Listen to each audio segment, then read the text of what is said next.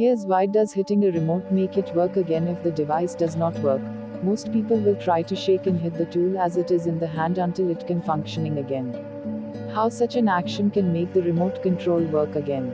The batteries used in remote controls often sit there for too long, for months or even years on end. It mostly depends on how frequently the remote is used. However, when the batteries sit inside a remote control for too long, an oxidation layer forms between the terminal's springs and the battery contacts over an extended period of time.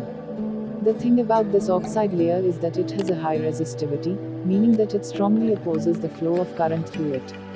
As a result, there is a significant voltage drop over the oxide layer. Therefore, it hampers the smooth working of the remote. By slapping, whacking or vigorously shaking the remote, you essentially reposition the battery contacts ever so slightly. This may help achieve a better connection between the contacts and the terminals.